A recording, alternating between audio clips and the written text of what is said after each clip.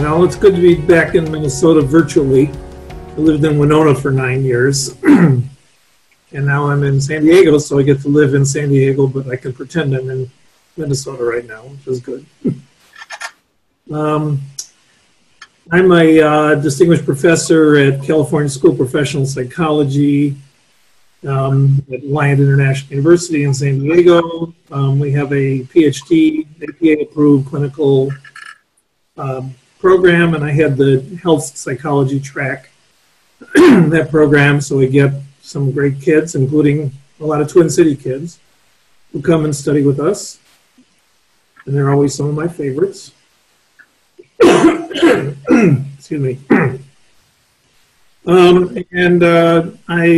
Our program encourages clinical work 1 day a week. So mostly I'm a professor 4 days a week, but I get to see clients on 1 day.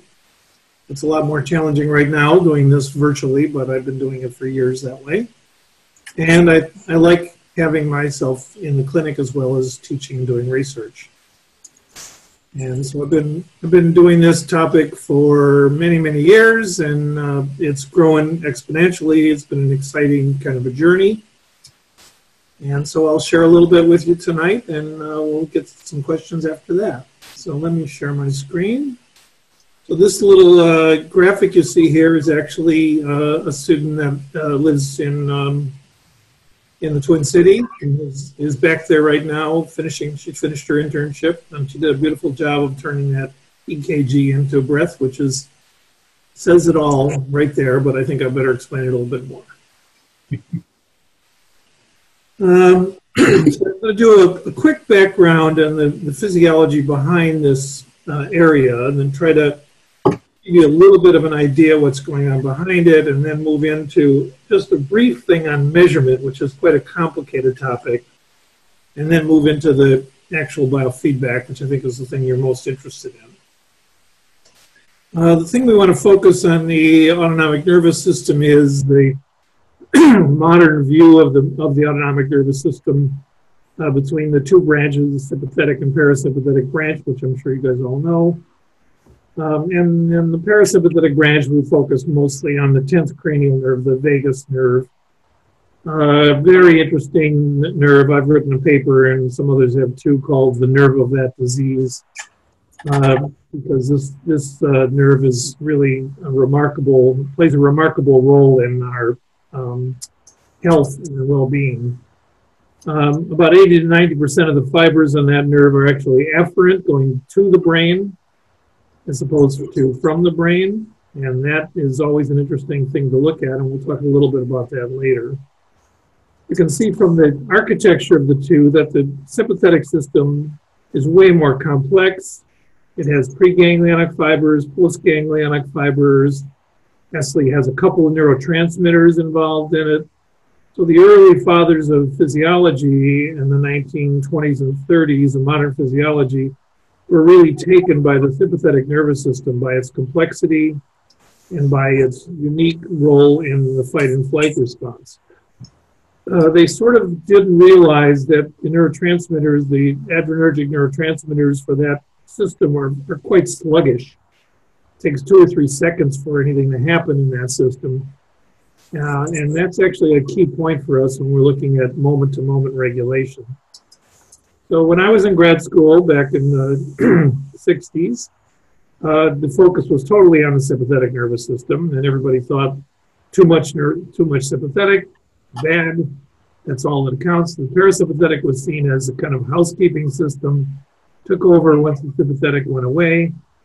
But now we know that actually moment-to-moment regulation is way more controlled by the parasympathetic system, especially the vagus, and that it ties into especially frontal systems in the brain in a very elaborate and unique way. We're going to focus much more on the sympathetic system. Modern autonomic physiologists, starting even 20 years ago, recognized this. This is a famous guy, Morrison from Australia, says the defense response, that is the fight-flight response, is just one of many activational states in the autonomic network. Those of us who've been doing biofeedback for a long time kind of got this got a lesson in this early on because we would see people with cold hands and slow heart rates and loose muscles and no sweat gland activity. And then we'd see somebody with sweaty palms and warm hands and every combination, which is not how it was supposed to be. So we kind of learned that this is quite a unique system.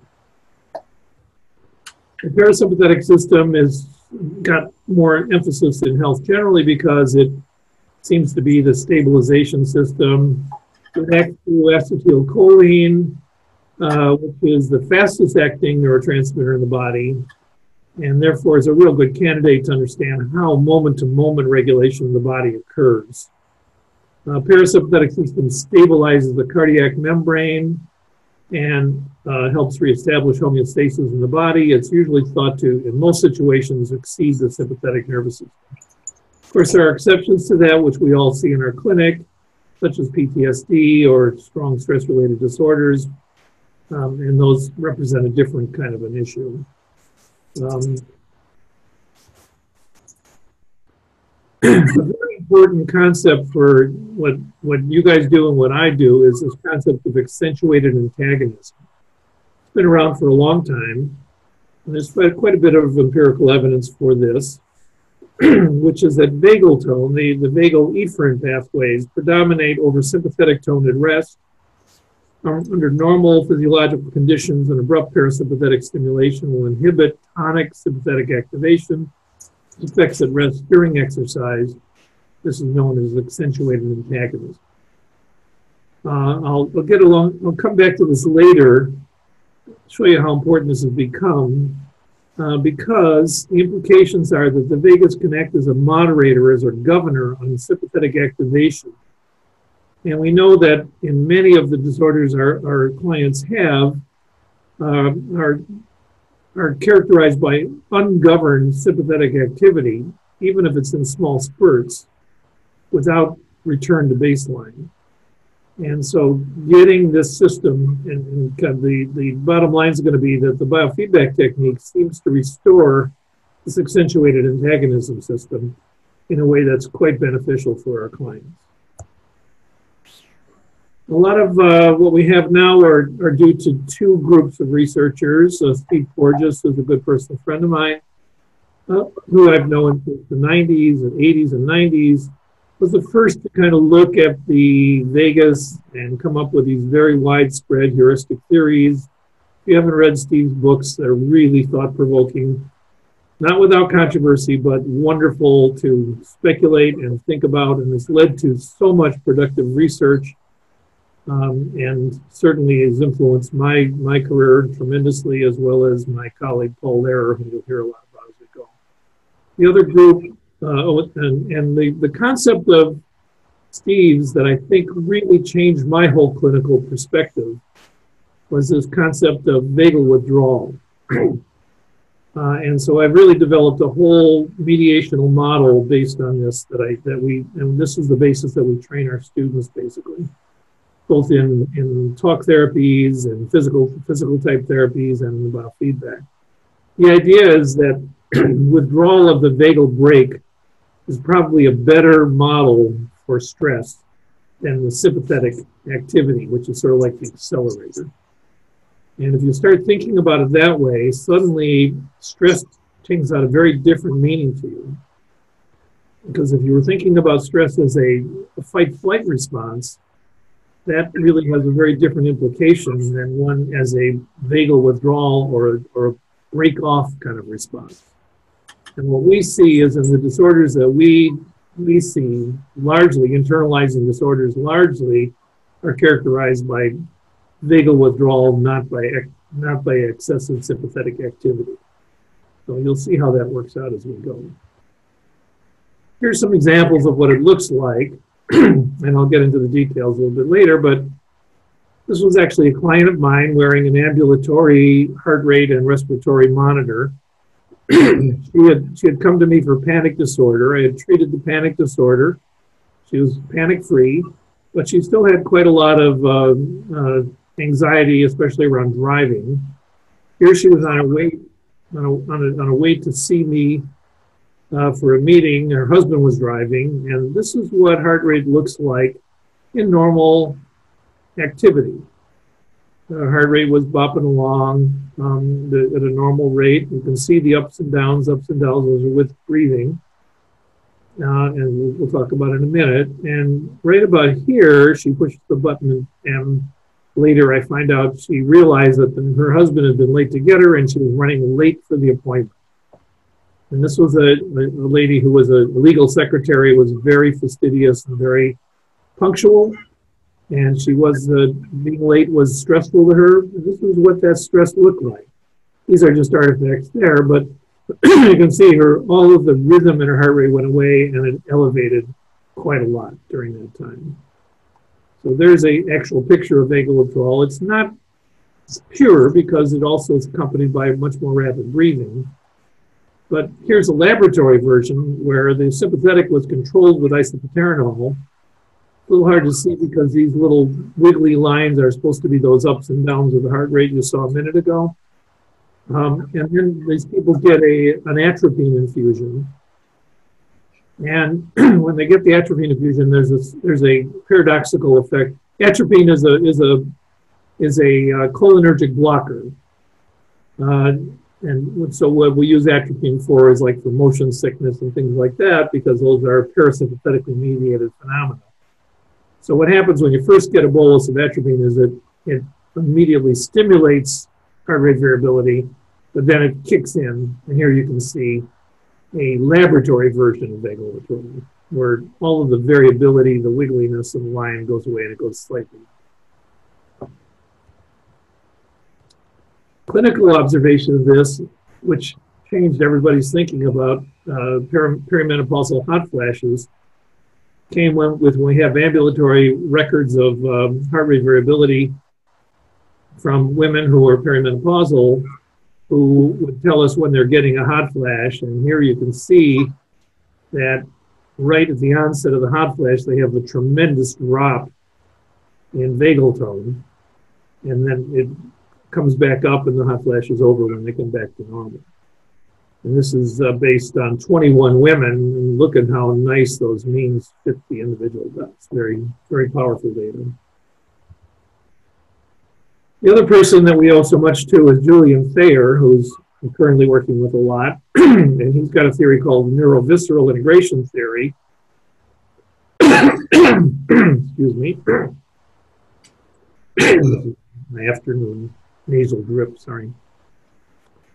In which he has used heart rate variability indices to look at the central autonomic network and really tie into the central nervous system in tremendous ways through looking at the peripheral aspects of heart rate variability.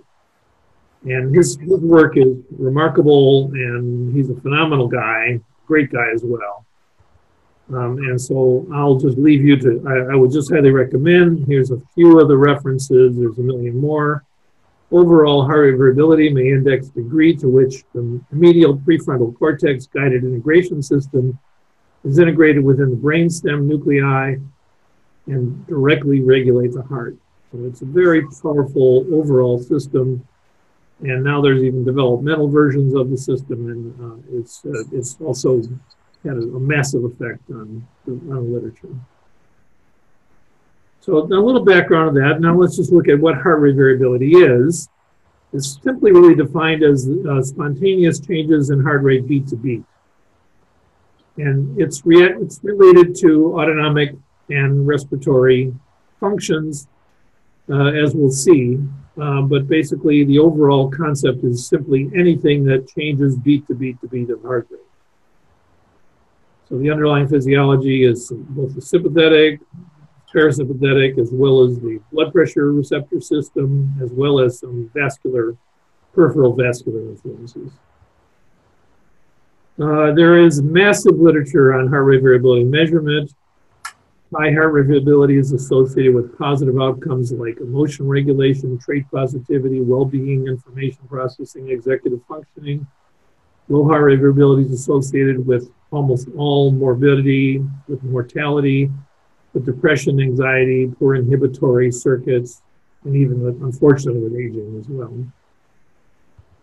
Well, let me stop for a second, see if anybody has questions to that point.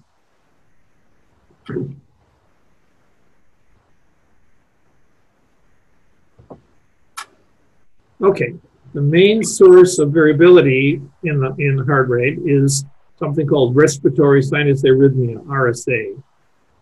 And it is a phenomena of the brainstem regulating the heart by alternating braking system. It's purely a parasympathetic system. When somebody has a vagotomy, or if animals have a vagotomy, they no longer have any of these rhythms at all. So as you inhale, there's a brainstem reflex that takes the vagal brake off.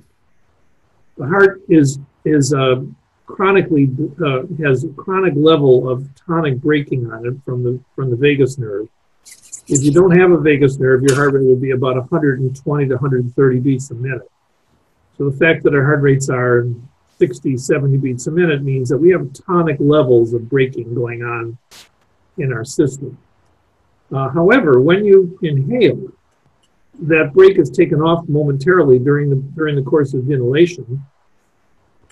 And then when you exhale, the brake goes back on. And this produces a rhythm in the heart rate that you saw a minute ago of elevation during inhalation and deceleration during exhalation.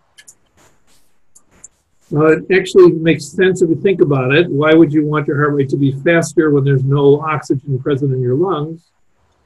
So what happens is when you inhale, where the gas exchange is occurring in the lungs, the heart rate takes advantage of that by speeding up, getting that gas exchange going a little bit better. And then when you're exhaling, it takes a break and saves you about 350 to 400 million heartbeats in a lifetime. So it's actually a good deal.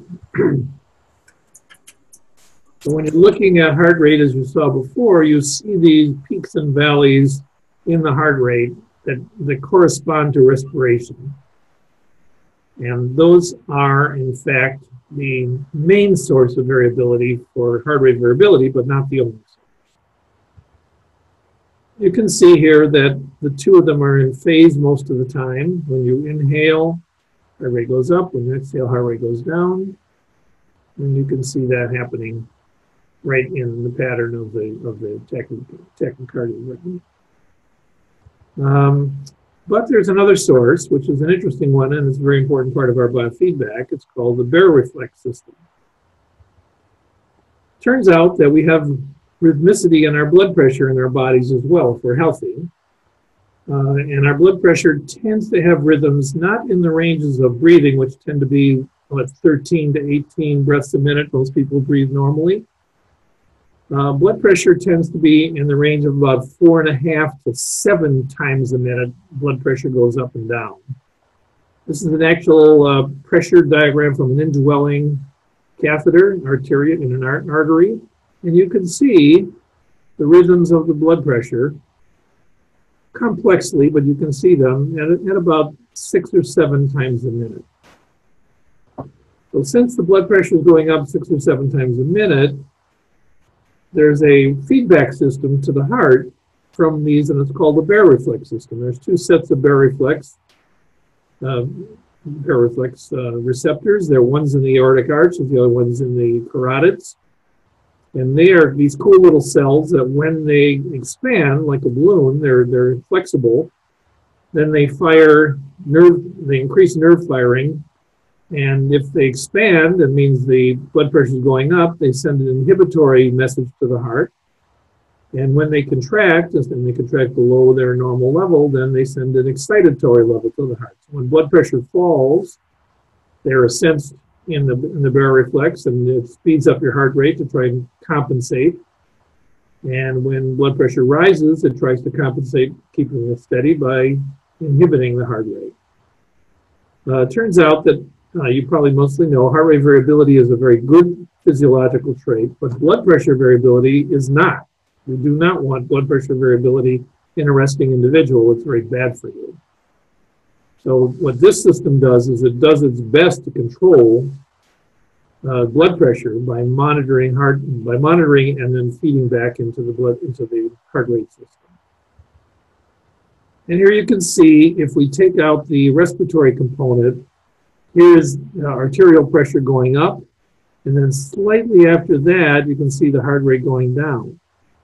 Here's the blood pressure going down. You can see just a little bit after that, heart rate goes up. And it has a little delay because it takes a while to get there, but it has that added rhythm into the heart rate. So now we have two sources of activity in the heart rate that create variability. There's a third one, which is an arterial wave, but it's too slow during our short-term measures, so we don't pay as much attention to it. For 24-hour monitoring, it actually is quite important. It's called very low frequency. All right, let me stop again and see if nobody has questions now. That means you're not paying attention.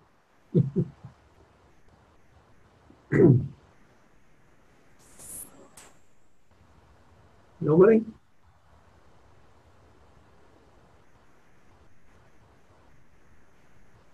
Okay.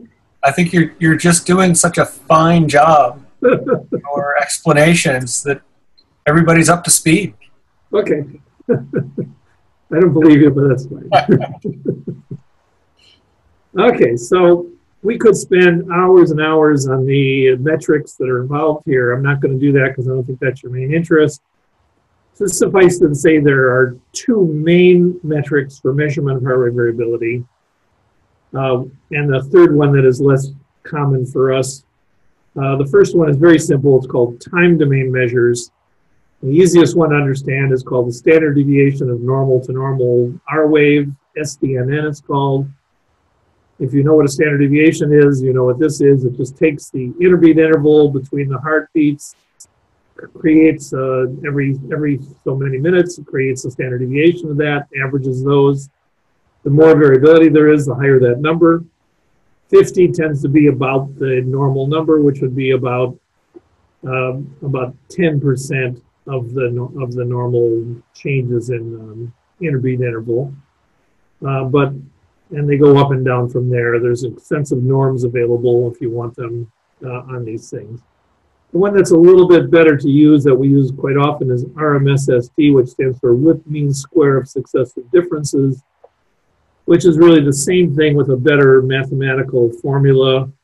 It takes the difference between successive interbeat intervals, squares them, and then averages them together and takes the square root of those. So it stabilizes the data a little bit, gives you a little bit better stable number. The numbers tend to be a little bit lower than SDNN, but around the same level.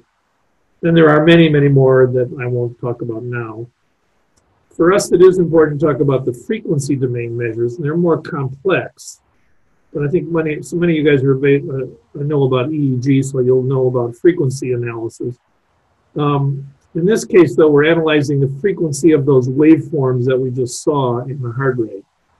And we're looking for frequencies in the high frequency range, which are in the respiratory range, or in the low frequency range, which are in the blood pressure range.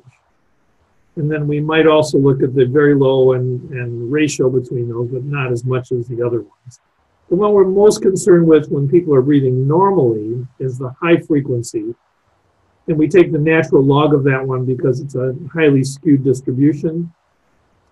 When we do that, we get numbers that range from about 0 to about 8, and they represent the role that the vagus is playing in that braking that I just described to you. So it's quite a nice measure if you're interested in vagal activity for the clients or for anybody else. However, remember that any of these measures only apply during normal breathing. So heart rate variability has hundreds of thousands of citations and all kinds of outcomes that we talked about already. I won't deal with that. It has the vagal brake has a specific application that we're studying very closely now in trauma. This was a student of Steve Porges's. And here you can see this was a large population of non-clinical population at a large YMCA in Chicago who were all taking health and fitness and yoga classes. And they simply asked them to give them a history of any childhood abuse, any adult abuse or no abuse. They asked them to sit quietly for 5 minutes. These are the vagal tone measures that you usually see. So 6.5 is a really nice average. And then they put them on an exercise cycle, got their heart rate up to aerobic range, and then gave them 5 minutes to recover and saw what happened with the 5-minute recovery. You can see the healthy, no abuse people actually improved a little bit. The people with some history of childhood abuse showed some vagal withdrawal, and the people with any adult abuse started off lower and really did not recover. So one way to conceive of psychopathology is as people with a compromised vagal brake. It doesn't bring things back into normality as quickly as it should. And if you think about most of the symptoms we see in our clients, they really make sense of those. And I'm just throwing that in just to give one little tidbit of how that works. Here you can see this is a program that's free to get called Kubios HRV. And in this one of our student study, we're looking at vagal recovery. This was a healthy individual. You can see here what their normal heart rate variability looked like, quite complex. Here's where we put them on the exercise cycle. And then we stopped and we let them recover. You can see it takes a little while, but pretty soon that person had really big peaks and valleys. So that means their vagal recovery system really kicked in to bring that heart rate right back down to where it was to start with. That's a nice, healthy vagal break. Here's a person, another person, an older person, still without a trauma history, but a little more compromised. They had quite a bit higher heart rate to start with, but they still showed the pattern pretty well and got down pretty well. So that would be a kind of an intermediate pattern. And here's a person with a significant trauma history and who had lower heart rate variability to start with. That was, they got up to a very high heart rate, and their vagal system was really struggling to bring it back down over the course of the 5 minutes. You can see. So that model is a kind of a viable model. We try to get that across to our clients and really get them to see why they should be doing the biofeedback that we're going to talk about. So let's talk about the main topic, which is the heart rate variability biofeedback. We like to say that it's a brand new idea that's 2,500 years old. It came about through myself and my colleague Paul Lehrer, who's out at Rutgers University. We were very active in the biofeedback community, mostly doing EMG, thermal, some heart rate itself. And just mainly we were interested in other signals, and we knew Steve Porges, and we thought, I wonder if we could begin looking at heart rate in an interesting way. And so we got a couple of the manufacturers to design some screens that would give us some information about heart rate variability, which was not easy to do at the time. And started doing this research probably about 21, 22 years ago. What we noticed, and had been noticed before, was that the 3 different frequencies that occurred during normal breathing, which are called high frequency, low frequency, and very low frequency, and I'll show you those in a minute, all go away when people breathe at a slow breathing rate between 4.5 and 7.5 breaths a minute. Paul went to Japan and studied Zen monks in the mountains of Japan. A couple of the rest of us were looking at yogis, and a couple of very experienced yogis that we hooked up. And in every case, we asked them to do what they do when they want to be centered, calm, and alert. And what we saw pretty much in every case was that they immediately went to a diaphragmatic breathing technique at one of those paces between 4.5 and 7. And whatever pace they chose the first time, they always chose it again. And described to us something that I'm interpreting to be something like a mindful mindset. I mean, they were telling us this in every kind of language you can imagine, so we weren't always sure what that meant, but it sounded like something like a mindful mindset. And when they did that, dramatic physiology occurred. Remember that the measures I talked about before don't apply when you're doing this slow breathing. I'm not going to really talk about the literature, but there is a nice meta-analysis fairly recently that analyzed all the literature to 2016 and concluded that heart rate variability was associated with large reduction in self-reported stress and anxiety. And there's a couple of more reviews after that as well. If you want to look at those, they're there for you to see. So the rationale behind the biofeedback, which we really developed pretty much afterwards, but Julian Thayer and Mara Mather, as a USC professor, recently just did a beautiful job of putting together a rationale for it. It took us a while to convince them, but once they did a better job than we did. And so the idea is that we know that this heart rate variability is strongly related to emotion regulation. And it could be just an association, but since we've seen so many studies where this changing this breath pattern has an effect on emotional regulation, as we just saw in that review, it looks like there's a reason to believe that something happens going up from the body into the brain that is more than just an association between the two. And when you do this, we think that it enhances functional connectivity, strengthen emotional regulation networks. Even if the heart rate variability is not highest, it seems to have the effect. And in our review, we suggest that heart rate variability itself influences brain and emotional function. Taught to increase the heart rate variability of breathing in about 10 seconds. This 0.1 hertz frequency is a resonance frequency, which paced breathing induces oscillations in heart rate and especially high amplitude. So let's see how it works. Here's a pattern of heart rate of somebody who's been instructed to go into their resonance frequency for them, which is about 5.5 to 6 breaths a minute. And here you can see their heart rate was kind of just normally rhythmic here. They were breathing in a normal kind of complex way. Here we said, okay, start. The first inhalation was a little sloppy. The second inhalation again. All of a sudden we start getting these smooth peaks and valleys. I don't know if you can see it, but that person's heart rate's going from about 67 beats a minute up to about 97 beats a minute in each breath cycle. The frequency ranges, the ranges here are the normal breathing ranges. These are the blood pressure ranges. These are the very slow ranges. You can see that they all start going into a single peak in the low frequency range. During normal breathing, that wouldn't be good, but during slow breathing, this is actually a really good thing. So there's the 3 normal functions. So this is looking at all of the different rhythms related to your breath in the red.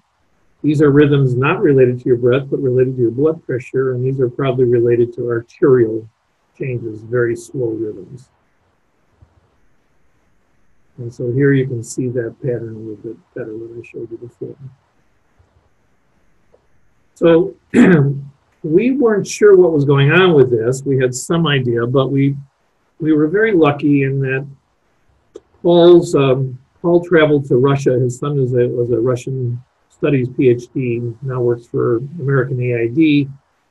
And he was stationed in St. Petersburg, and Paul went to visit him and said, well, I'm there, let's see what biofeedback's going on here. He asked around, and somebody steered him to this old tuberculosis sanitarium, and there's a bunch of kids practicing what we now know as heart rate variability biofeedback on Commodores. And Paul's an asthma expert. If you know anything about asthma, you know that asthma is a parasympathetic rebound effect. And so it isn't sympathetically mediated, it's parasympathetically mediated. So if these big peaks and valleys are stimulating the parasympathetic, we should be killing these kids, and yet they were all getting better. So he eventually got hooked up with a guy named Evgeny Vashilo, who was a Russian physiologist, and he was the physiologist to the cosmonauts. And so the anecdote that we like to tell is that he was watching one of his cosmonauts, Yuri, in space, watching his heart rate. Somebody's got to mute their phone, sorry. And about once a day, he would be watching Yuri's complex heart rate patterns, and he would see these big peaks and valleys for about 20 minutes every day. And so he got, first he didn't bother, and then he got concerned because who knew at that time what space sickness was going to be like. Says, Yuri, what's going on? I'm very worried about you. And Yuri calls down and says, shut up, I'm meditating. So it turns out he was a breath meditator, and here's what he was doing, the same thing we just saw. So our colleague Dwayne Eckberg, around this time, showed this effective resonance very beautifully. He trained medical students to breathe at different paces, 24, 20, 17, and so on down. And they did this by, their average heart rate stayed exactly the same. So if you're looking at average heart rate, you wouldn't see anything. They were able to breathe at exactly where the peaks are. Those are the paces, exactly in hertz. And you can see they got a little peak. But when they get down towards the 4.5 to 7 breaths a minute here, those peaks got massively large. And Yuri, being an engineer as well, said, oh, there's only one way that can happen, that is resonance. It's the actual physical characteristic of resonance. Here's what that means. You're pushing the kid on a swing. The resonant frequency of the swing is determined by the length of the rope. And if the input matches the resonance frequency, so you're pushing your kid right in line with the frequency of the swing, you get really good oscillations in the process of that. Now let's say you're doing this, but now your partner pushes back the other way. And what do? You get way bigger oscillations in that swing. So both people are pushing, but remember the person on the left has to push a little bit later than the person on the right. And so this is heart rate, this is breathing, and this is blood pressure. The inhalation of the breathing is the first thing that sets off the oscillation, and then the blood pressure kicks in from that higher heart rate and pushes it right back. And that explains why we get those big peaks and valleys. So heart rate variability biofeedback has shown to increase resting heart rate variability in normals and heart patients. This was never thought to be possible. Heart rate variability was thought to be an immutable reflex in the body. Nobody thought it changed except getting worse with age, or maybe getting slightly better with fitness. But we've shown time and time again, and Paul too, that people who train with this biofeedback technique increase their heart rate, their resting heart rate variability, just breathing normally, by 25 to 30% over the course of about 3 to 5 weeks. It seems to be accompanied by reductions of anxiety and depression, by reductions in cravings. We've so far studied alcohol, smoking, and food. It seems to improve the baroreflex in hypertensive and asthmatics, and even in normals, so that your baroreflex gets stronger. And as I said earlier, it seems to put some limits on sympathetic activity, especially in our pain patients that I'll talk about in a little bit. In asthmatics, it seems to reduce bronchospasm while improving lung function. And the new frontier is maybe inflammatory processes are affected. We have some preliminary evidence for that, but right now we don't have great evidence for that yet. Let me stop for a minute and see if there's questions on that.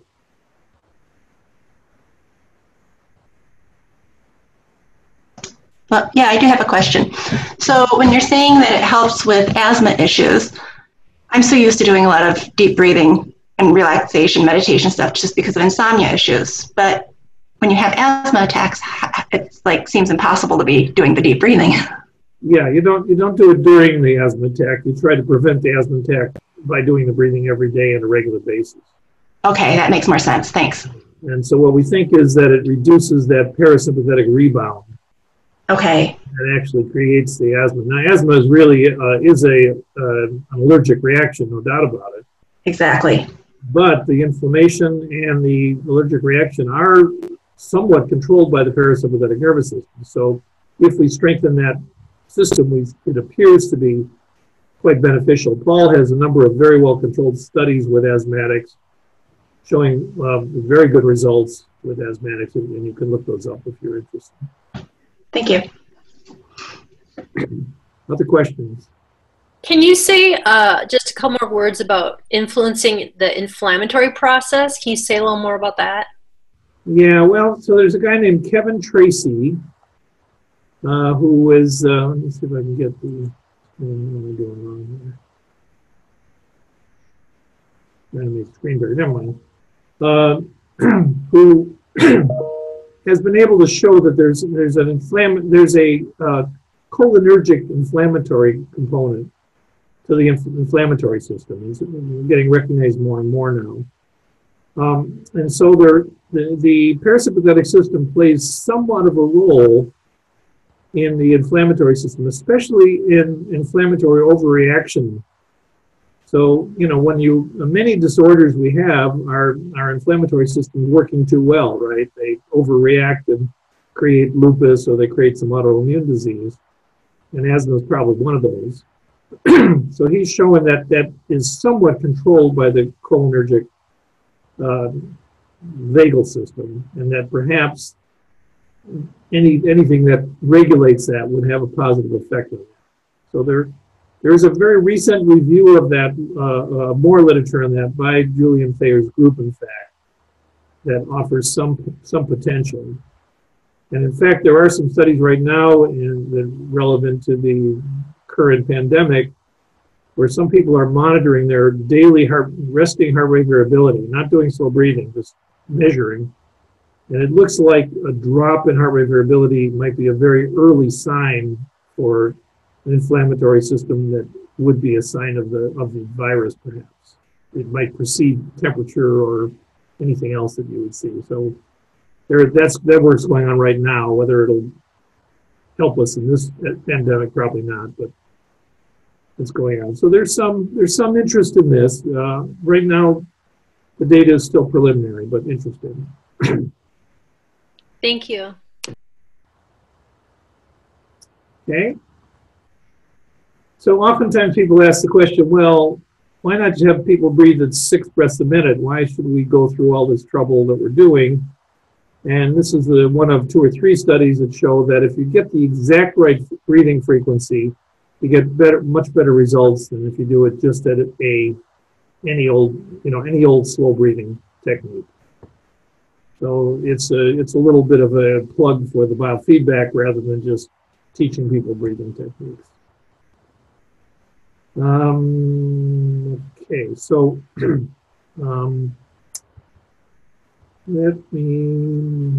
I'll come back to those slides in a second. Sorry, I realized I didn't put them in the right order. So let's go through the protocol as we think it should be done. The first part of the protocol is called finding resonance frequency. And this protocol is where the real biofeedback part of it comes in. You hook somebody up to something that measures beat by beat heartbeat. The best is a ECG. Can't do an ECG, then a PPG is acceptable. And you pace their breathing at some different paces. I like to do it starting at 7, or in kids a little bit higher, and then going down by half a breath for a couple of minutes at each breath. When I see the valley to peak amplitudes maximized, I see smoothness in the heart rate pattern, and I see the phases between breathing and heart rate going together, I'm honing in on what we think is the resonance frequency. It's really created by the blood flow in the chest and the relationship between their baroreflex and their breathing. So it's not a psychological factor at all. It's really a physical characteristic of the person. The thicker their blood, the slower it goes. The thinner the blood, the more it goes. If they're bigger, it'll be slower. If they're smaller, it'll be higher. Whatever it is, however, it looks like you got it. Once you're an adult, you've got it for life. So mine is 6 per minute. It turns out, and it's been 6 per minute for 20 years. It's never changed, and it never will change. Some of our kids might start off a little bit higher, and then when they mature, might go down a little bit. But for adults, it stays the same thing. The reason it does that is it's not a psychological or a stress-related phenomenon. It's a physical characteristic of the cardiovascular, cardiorespiratory system. So once we have it, and sometimes it takes 2 weeks to make sure we're getting the right one, but within 2 weeks, we're pretty sure we have the right frequency for that person. Then the important part of the treatment is getting them to buy into it, A, and B, getting them to do their homework. So once they've found the resonance frequency, we need them to practice 10 to 20 minutes a day at that frequency, and trying to get them little by little to use their diaphragm rather than their chest in the breathing. And to do that, we use a whole series of things that I'll talk about in a minute: apps, music, pacers, home trainers, anything that will get them to practice on a pretty regular basis. Once we've done that in our clinic, we then move to a little bit beyond that to if they're clients with psychopathology, with anxiety, we may do some acceptance commitment therapy or CBT, or in any case, we almost always put in some sort of mindful mindset. Our experience is, and we have a little bit of data for this, that when people learn to breathe at this resonance frequency, they find it easier to adopt a mindful mindset. I had the great experience of having a bunch of engineers from Qualcomm, is the biggest company in San Diego. These are computer engineers, many of them South Asians. And to them, the whole idea of psychotherapy, touchy-feely, is really not something they're interested in. These guys are a little bit towards the Asperger type of the spectrum. They're kind of these nerdy computer engineers. And they come to me because they've heard I'm not a touchy-feely psychologist. So I kind of overwhelm them with the technical aspects of biofeedback in the first couple of sessions. And they go home and practice, and they're getting benefit from that. And then after I really think they're practicing well, I'll give them a very mild, mindful instruction. You know, imagine there's a camera watching you. Can you put yourself in the place of the camera watching yourself? And inevitably they'll say, oh yeah, I can kind of do that. They don't consider it so flaky when we do it that way. So the tools we use to do this, there's many, many of them. This is an output from the Kubios program. Here's the website for it. You don't have to buy it's free if you buy the standard one, which is all you need. There are a bunch of other programs around trainers. The best home trainer probably is the Inner Balance by HeartMath, especially if you can get the person to not use their coherence measures, but to just use it in a way that we want them to use it with a pacer. Then it seems to give them feedback that works, but there are pros and cons to it. The cheapest, easiest way to go are just with breathing apps. This one is very easy, cardio, deep breathing. It's just set the pace, and then the little thing goes out and in, out and in. Another one that's a little more complex is breathe to relax, which gives you lots of options in the process of that. We have music available free on our website at our clinic at every one of the paces. We have 5 different sets of music at each pace. If you go to that website and click under the service, you can download into iTunes music that goes for about 10 minutes at 8, 7.5, 7, 6.5, 6, etc. And we find with the younger people, especially with their earbuds, they like the music. They can practice all different kinds of places. And they can close their eyes and practice as well, which is maybe somewhat of an advantage. We're right now, because of the virus, we're doing everything with this smartphone app. We like this one because it exports the data, but it only works for some people. So it's definitely, these smartphone cameras are very limited. But if you can get somebody with a nice solid pace on it, you can use, don't use their pacing, use your own. And you can kind of determine their resonance frequency from that and then give them an app to practice with. There's also other things like, there's the Inner Balance again. There's CoreSense has a finger plethysmograph. eSense has a chest strap. There's another one from England that has a little pacer for 150 pounds. There are new wearables out there now. They're not cheap, but they're coming along quickly. Some of them that are just built into the shirt itself. Some of them that are a paste-on. And these are coming fast and furiously at this point. And here are a bunch of videos that I've made, and you can go, if I went too fast, you go back and see some version of this same thing somewhere else in the process of doing it. Let me go back to the slides I skipped. So one of the things we've realized now is, remember I said in the beginning that the 80 to 90% of the vagal pathways are efferent from the body to the brain. So as usual, Charles Darwin had it nailed. In 1872, he called what we call the vagus, he called the epigastric nerve. And he says, when the heart is affected, it reacts on the brain, and the state of the brain again reacts on the heart. So that under any excitement, there will be much mutual action and reaction between these, the two most important organs in the body. Imagine he got that in 1872, amazing. So we now know that these afferent pathways, we don't know a lot about them, but we know that there are powerful afferent pathways, and it's led to a whole industry of vagal nerve stimulation industry, which is an invasive technique to try to do, I think, the same thing that we're doing. So what we've tried to do in our data is actually try to find out how that resonance frequency breathing is affecting the brain. So by looking at evoked potentials or fMRIs, and what we found is a dramatic effect on the brain.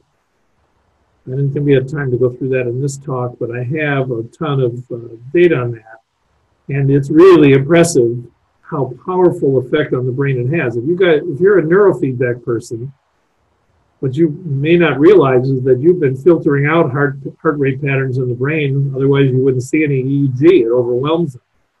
When you take that filter off, the brain is bombarded by the ECG wave. And that pattern affects almost every part of the brain very dramatically. And when you do that at the slow breathing rhythms, the rhythms are really dramatic in the brain. And I could show you, if somebody wants to know more about that, I can pull up a bunch of slides on that. But just suffice it to say that this technique is profound in that it affects so many different aspects of our body and our brain.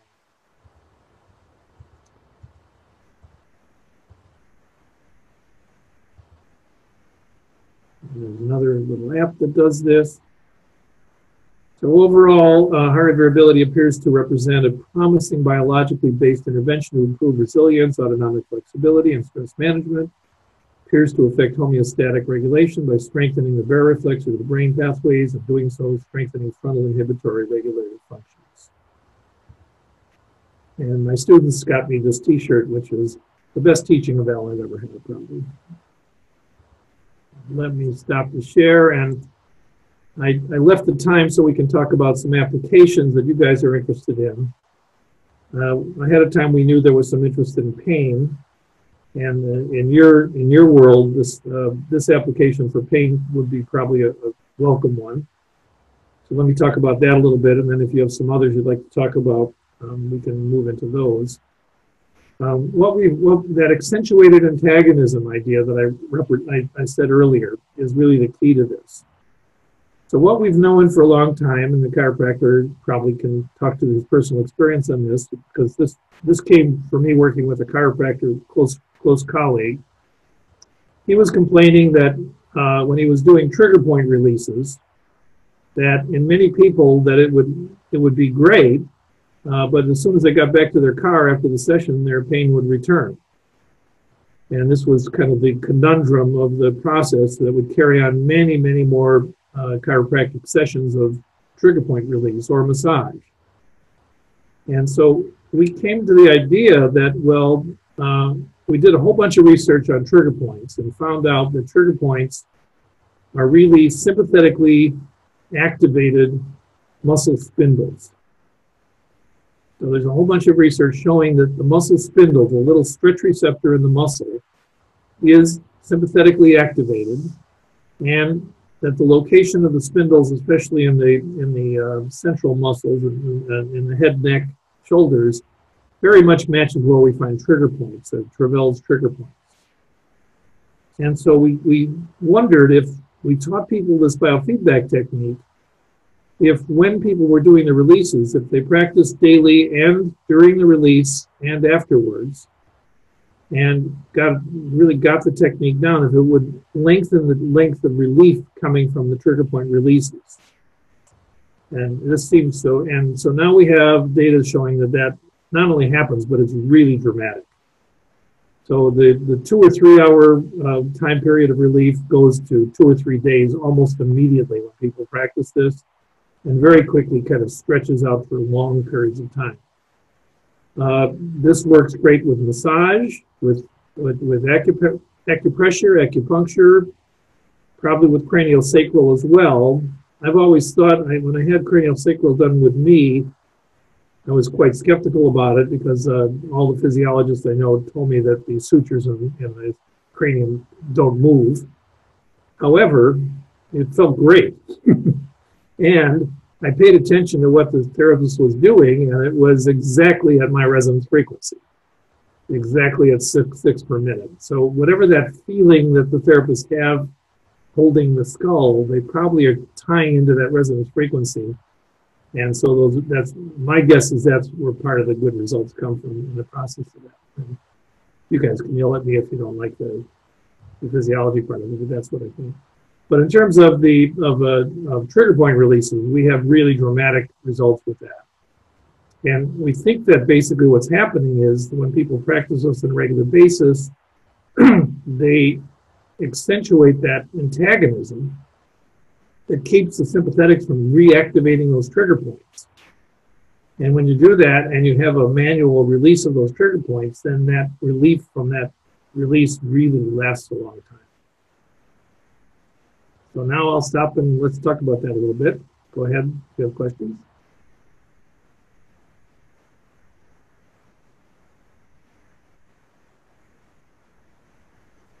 So are you saying whoever is doing the trigger point release on the person who is getting that therapy done on them breathes at their resonant frequency, and then that in turn makes the therapy last longer and have better results?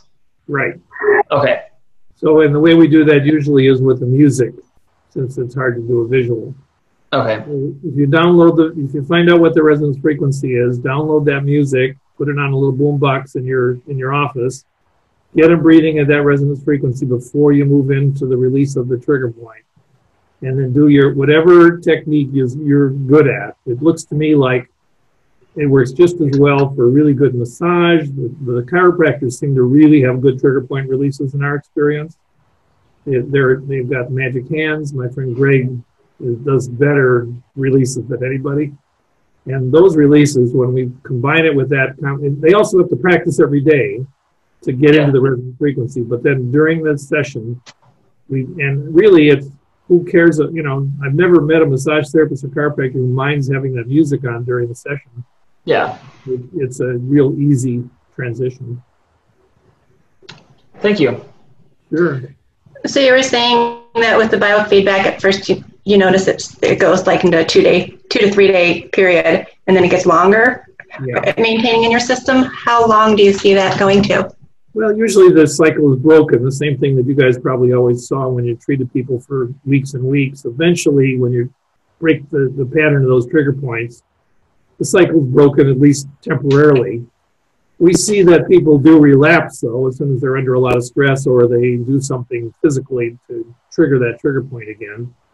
And then they usually just get a booster and come back and do the same thing, and they're fine again. So now we have quite a few long-term follow-ups of those folks, and they've all, most of the ones that we've seen long-term have learned to do it themselves with a lacrosse ball, to do their own trigger point releases after they've learned it with you guys. And so that, they'll write me and say, oh yeah, I lost my lacrosse ball. I got to go get another one because that's really a lifesaver for me. Good to know. So I have a question. So I have colleagues that work with heart rate variability. I have a close friend who's a cardiologist who loves working with that with his patients. So this is newer for me. I mean, I know about it, but just learning. Do you recommend Inner Balance by HeartMath? I mean, I just want to start working with it and heart rate resonance and so. Yeah, so Guy and I were talking about this earlier. So there is some, it's a mixed bag. So in terms of an inexpensive device that works really well, Inner Balance works great.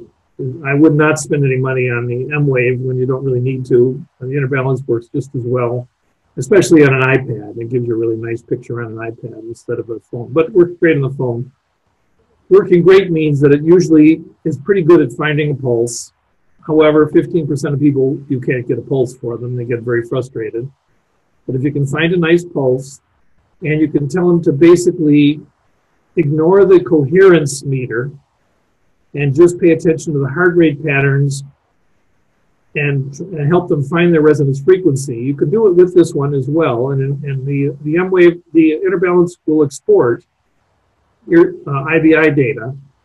And you can put it in Cuvios and do all those things I talked about before with it just as well. And then let's say you discover they're a 5.5 or 6 or 6.5, and they're now practicing that. If they want to practice at home, then they practice with the Inner Balance, setting their breathing pacer with either music or on the device itself to 6.5. And all they're going to see for feedback is their heart rate pattern going up and down with their breathing, right? And the coherence lines are too easy to get to go up. So both Guy and I have had the experience of people going home and practicing for a long period of time with the Inner Balance and not getting any improvement in symptoms because it was too easy to get coherence to go up. Coherence really is the right, what they call, it's not the right term, it's a term they made up, but it's really resonance frequency. And if you happen to hit it right, then that's fine, but a lot of people don't quite get it from that. And also they spend a lot of time talking about positive emotions, which are great, but they don't do anything for heart rate variability. So you want to keep that as a separate issue. If you want to use positive imagery or anything else, do that as a separate intervention. Because when people do positive imagery, they often get worse heart rate variability. Because we were talking about earlier, if you've got a monkey brain like mine, and I start to think about something wonderful and relaxing, like I'm a sailor, so I think about being out again when this stuff breaks out sailing in a beautiful day. Immediately my mind goes to whether I should tighten up the jib a little bit, and maybe that telltale is not as good as it should be. And so that lowers my heart rate variability. That's not good for me. So if I just focus on mindful breathing, I'm good. That's what I keep on coming back to. So yeah, so I think that for a home training, or if you want to use it as a clinician, that's the cheapest alternative right now. The other disadvantage of it is that you don't have respiration, right? All you see is heart rate. So with the Nexus or the devices, the other more expensive devices, you get a respiration wave going together, and it's really easy to teach the biofeedback with that because, like from kids, we tell them make the dolphins swim together. And they totally get that. But nevertheless, it can be quite effective if that's all you've got and you want to use that in the process of doing it. Try to learn to use it that way. Thank you. Sure.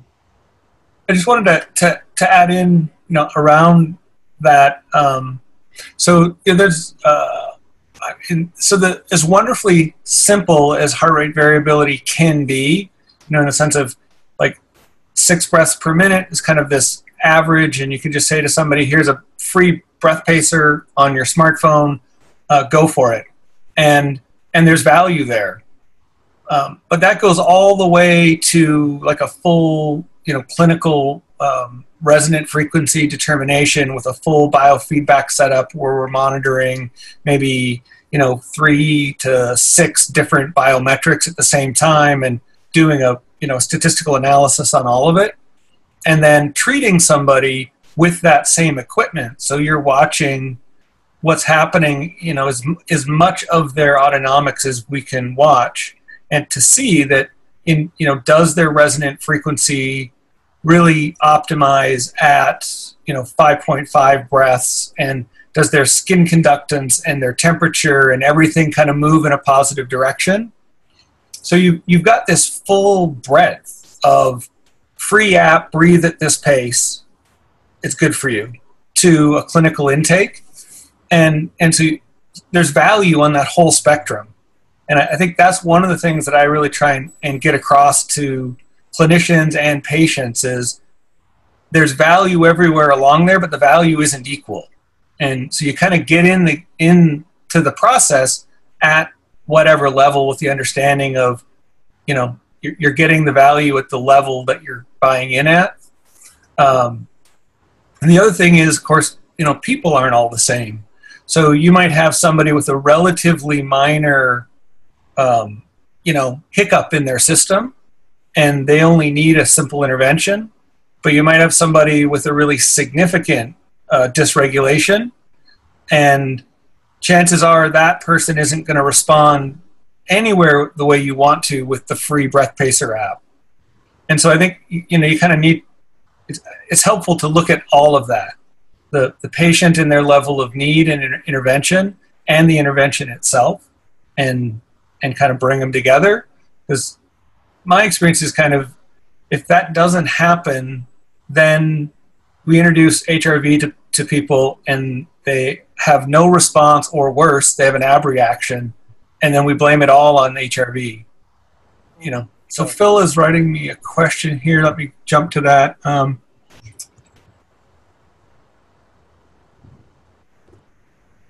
Okay, so this is what I had mentioned to you earlier, Dr. Gevirtz, that Phil's a gastroenterologist, and he's got a question for you about HRV and irritable bowel syndrome.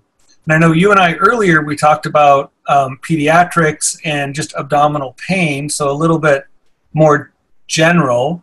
But if you want to maybe kind of take a swipe at both of those. So irritable bowel as a specific diagnosis, and then just abdominal pain in pediatrics.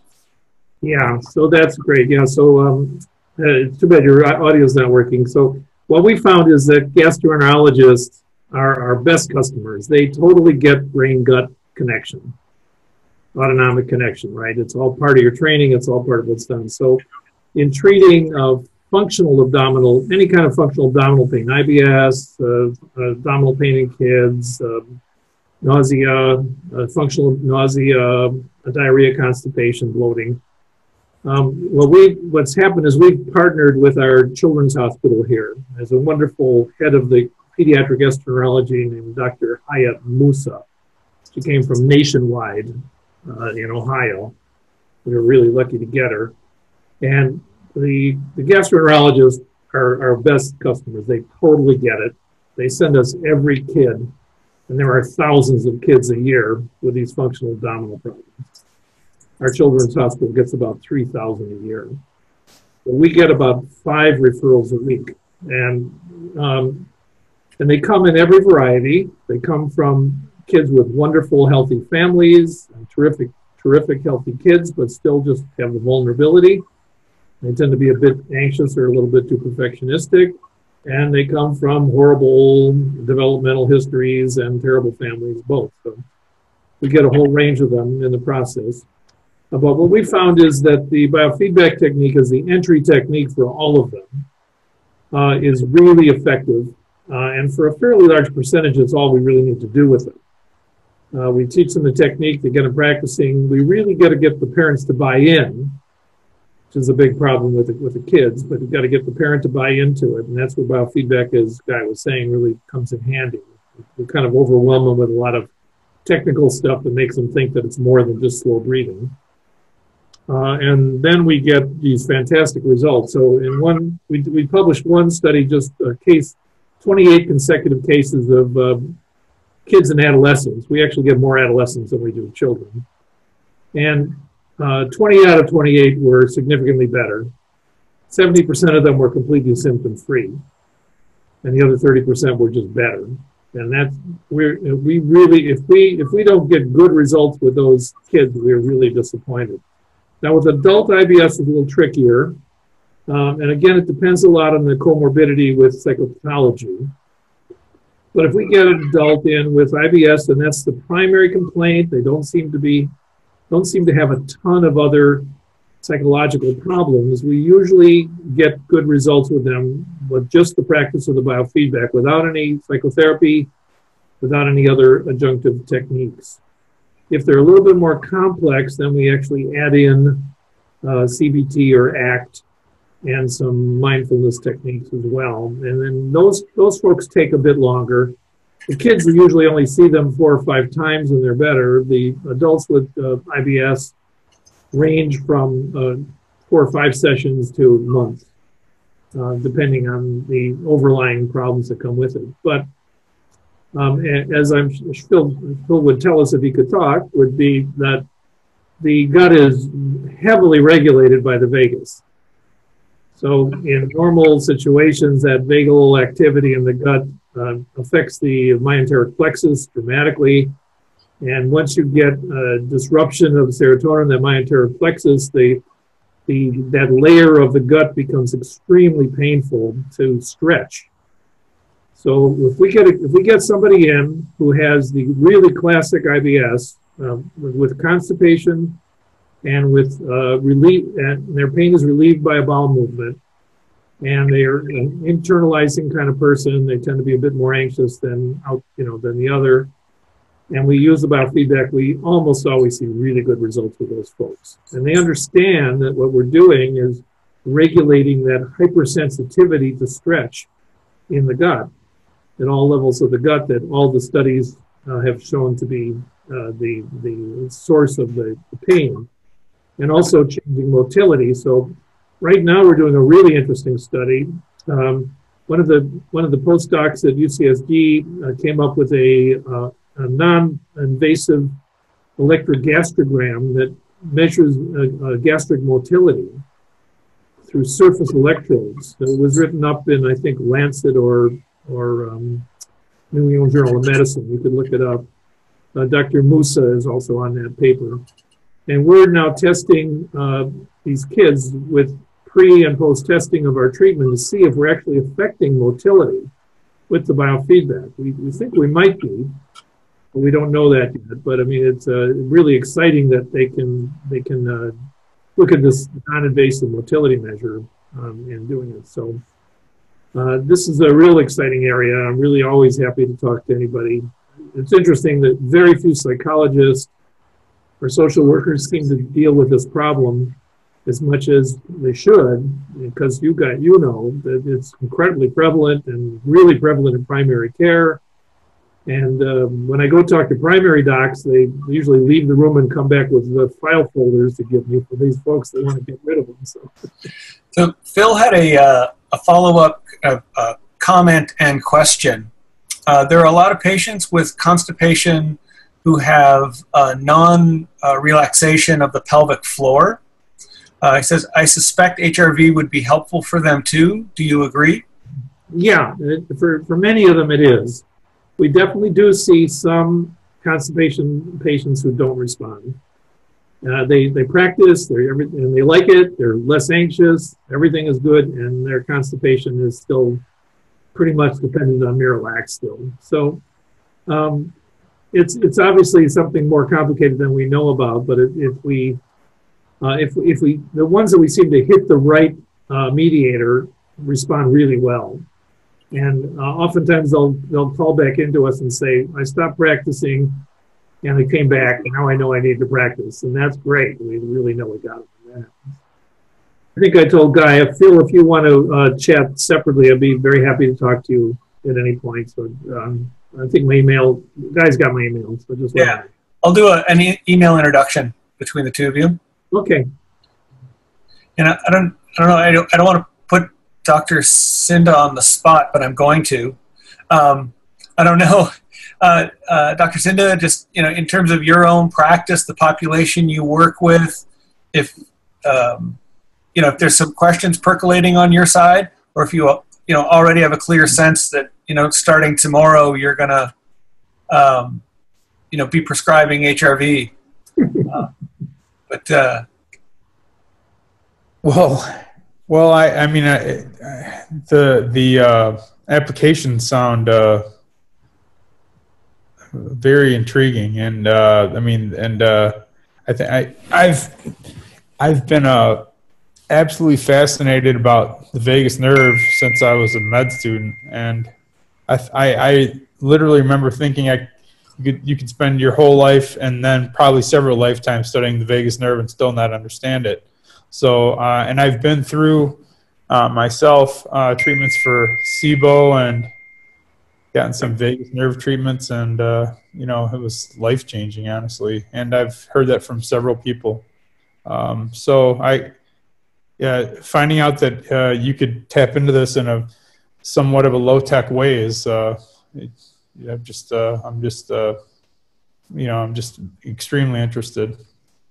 Yeah, we had an at that conference I was talking about in Vegas. Had an interesting experience. There's a guy from Wayne State, Dr. Saba, who has done a lot of the work on vagal nerve stimulation, stimulating that afferent pathway of that vagus nerve, especially in congestive heart failure, right? So we had just finished a controlled study in congestive heart failure, in which we one random controlled trial, and one group got the HRV and the other group get treatment as usual, and the improvement in the 6-minute walk was exactly the same as the vagal nerve stimulator that he was getting with his study.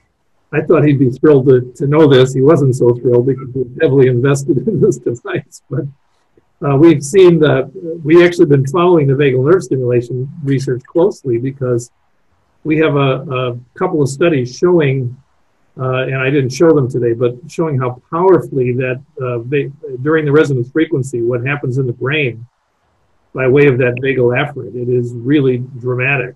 And I'd be glad to share that with you if you want to see it at some point. But we have a lot to learn, you're right, but it's an interesting area. So if somebody has a question, jump in. Otherwise, I'm going to just maybe ask one last question here, and then we can wrap up.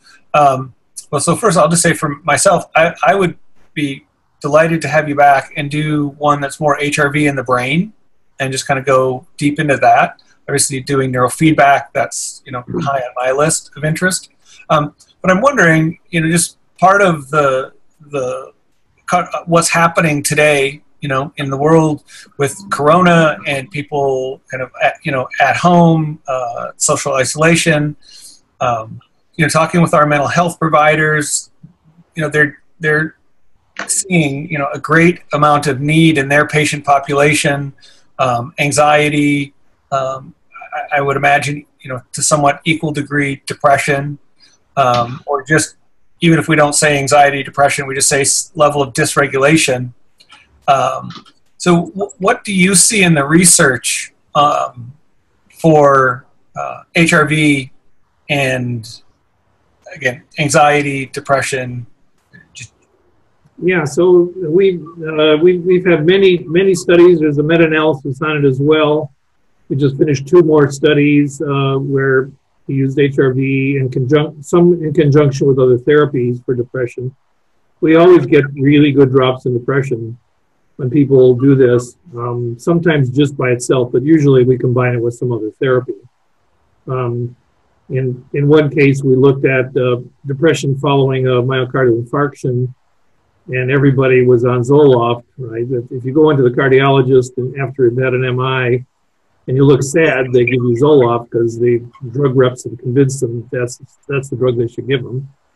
And it has it has these mild effects. It brought down the Beck depression from 32 to 27 Zoloft. But when we combined it with HRV, those 27s went down to 7 and 6 on the Beck. Whereas the Zoloft just leveled off in the low 20s. So we've had really good examples of that with anxiety and depression using it. Whether that would be something in this kind of situation, I don't know. One thing I've thought of it with the access of these social media things is that in our pain unit in our big hospital here, we do biofeedback in groups. And there is definitely something to the social connection that people get when they do this together. They're breathing at their own pace, but they're still working with other people doing it. So I'm wondering if, you know, we should be organizing groups just like this, where we're all sitting around with our own music, doing HRV and then sharing the result. I think Porges and his wife Sue Carter would say that that would promote connectivity, human connectivity. So who knows? Social engagement system. Right. And whether it works through Zoom or not, that's something we don't know, but it probably does. All right. Well, if there's nothing else, I just had a comment. please. Maybe that explains why meditation works better in a group than by people by themselves. I think most everything works better in groups than by themselves. People, we did a study. We did a HRV compared to yoga study for fibromyalgia, but both of them were done in groups. And when we kind of looked at the group effect compared to the individual intervention, both of them worked great. There were no difference between the two, but the groups were so bonded that they paid the instructor to keep on going after the study was done, right? And I think most of them would say that it was the group bonding was more important to them than any of the interventions we did. So, especially these were severe, middle-aged women with severe fibromyalgia.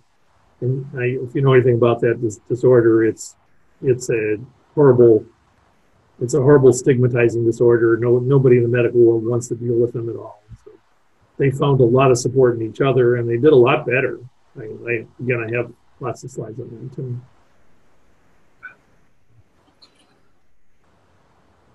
All right. Well, I think we're there. I want to say thank you, Dr. Gevirtz, for making time to talk with us tonight. It was delightful.